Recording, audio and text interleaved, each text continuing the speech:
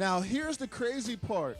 There is a concern for lost souls crying out from the pit of hell, and we're chilling in the church.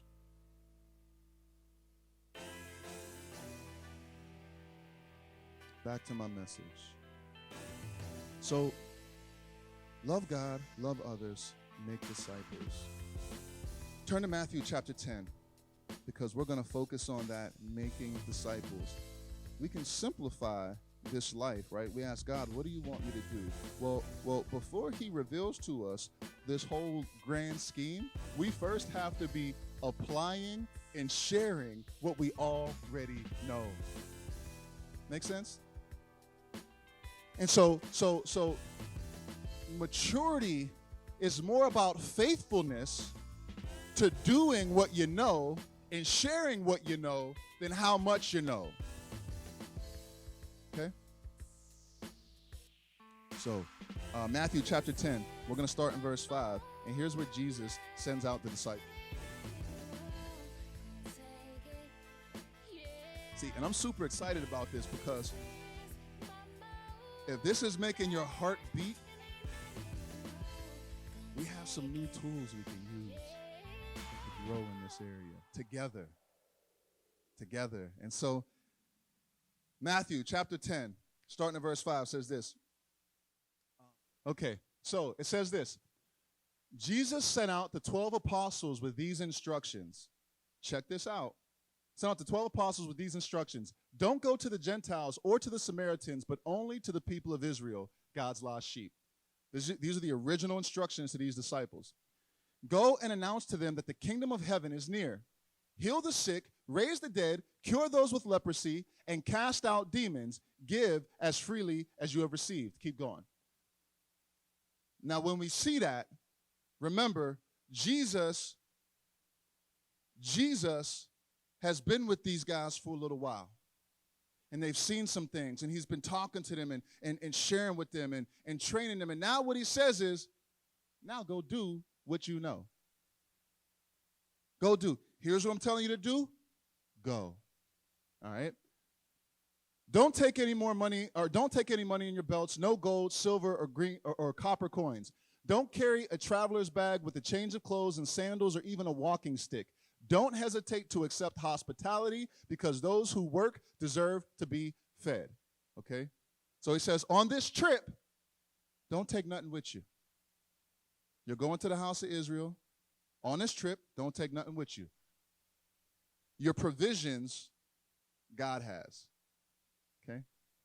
And so, whenever you enter a city or a village, search for a worthy person and stay in his home until you leave town. I think in the projects we may, that's also called a man of peace. I think we may have found that guy last Monday that we could begin to work with. And he's influential. And if he's trained and comes to love Jesus, when we leave, guess who keeps working? Right?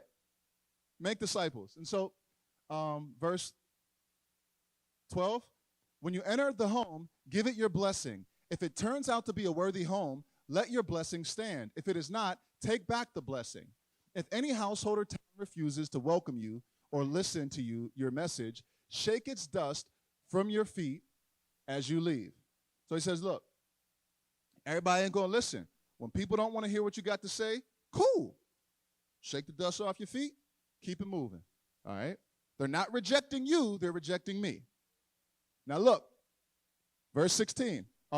Verse 15. I tell you the truth, the wicked cities of Sodom and Gomorrah will be better off than such a town on the day of judgment. And here's why he says that, because they didn't have a chance to hear this good news. So when the good news comes into your city and you be like, we don't need that. We're good enough. Oh, it's going to be bad. It's going to be bad. And so, verse 16, look, I am sending you out as sheep among wolves. Guys, man.